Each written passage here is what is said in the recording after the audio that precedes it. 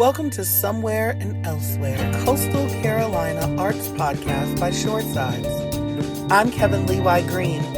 Coming up next, a Somewhere and Elsewhere special where we uncover stories from artists across the coastal region. Hi, this is Christian Green with Shoresides News. Shane Fernando absolutely loves the Wilson Center at Cape Fear Community College. Now, that is to be expected, of course. He is the director, after all, but he loves the Wilson Center in a way that extends beyond his professional role. Shane practically grew up performing on, designing, and managing stages all around Wilmington. So in 2015, when the Wilson Center first opened, Shane knew that this was a massive opportunity to show his community just how much an arts center could be. He's especially proud of the Wilson Center's attachment to Cape Fear Community College. As a lot of people said, why is a performing arts center at a community college? I can't think of a better place for a performing arts center than a community college. You look at all the different programs and areas and students that we connect to where they can get practical applied learning experiences in their area of study, whether it's cosmetology, carpentry, welding. I mean, it's stuff people don't usually think about. It's not all about singing and dancing. It's a small city. In this episode, we're focusing on how Shane thinks about the Wilson Center in relation to art and accessibility. As you'll hear, Shane is working to make art more accessible to his community in many respects, starting with the students at Cape Fear Community College. The Wilson Center, first and foremost, is a laboratory for student learning. Students work on every single production here, whether it's backstage on our crews, on our marketing team, our guest services team, our artist services, ticketing.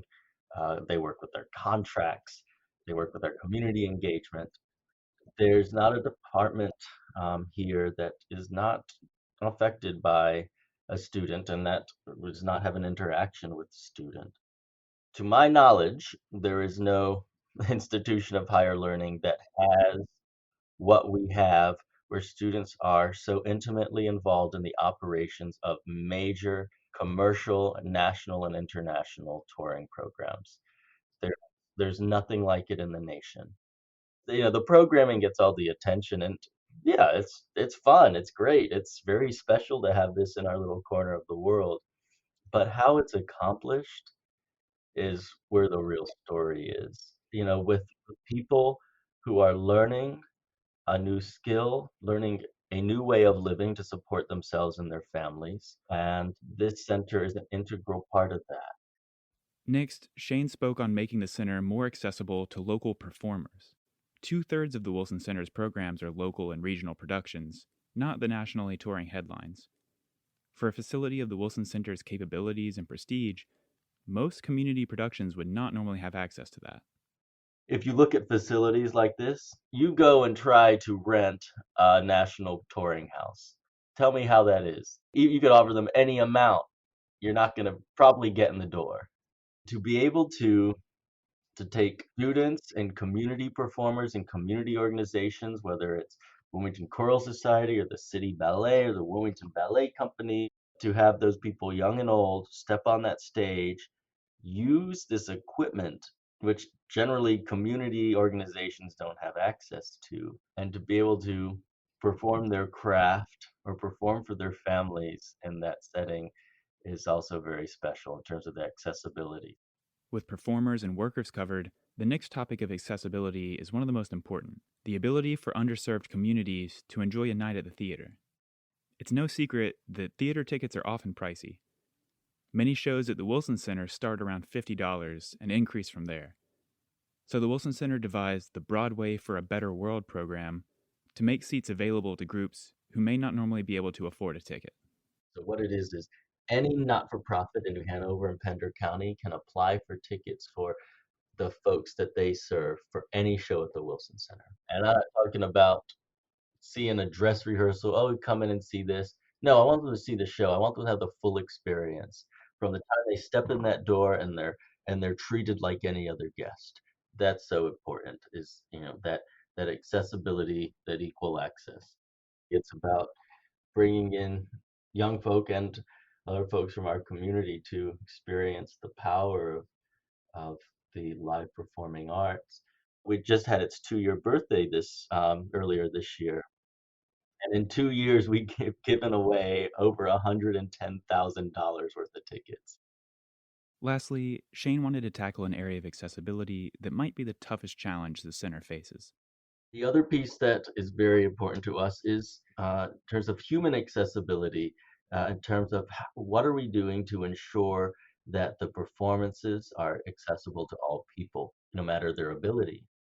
Shane said that beyond established ideas like wheelchair accessibility, they're thinking about how to make the theater more inclusive for differently abled people, like those on the autism spectrum and those with seeing and hearing disabilities. In particular, he was especially excited about changing the way that seeing impaired people experience dance. Traditionally, Shane says the go-to solution has just been to provide a description of the dance. Dancer number 1 is entered from stage left and has turned, has now stopped. Dancer number 2 enters from downstage right. It's pretty awful. You feel like you're at a courtroom proceeding. To fix this, a new app is being developed by a team of dancers, which will allow dance to be experienced in an entirely new way. It's an application on your mobile device. So it's a device that most people will have, and they download the application, and it's a series of tracks, and you can layer the tracks and curate it as an audience member. One is the actual soundtrack.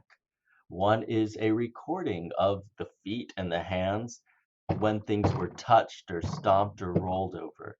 There is a spoken word component which conveyed the emotions being physically portrayed on stage, or the colors and the lights, in terms of the mood. And this is how accessibility should be.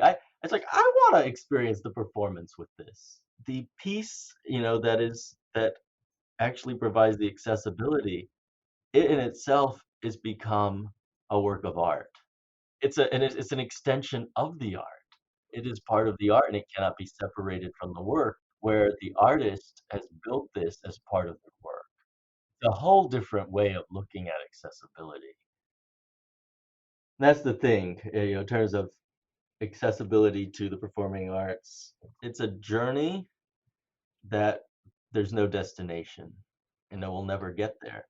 And that's okay, but we got to keep learning. I have to keep learning.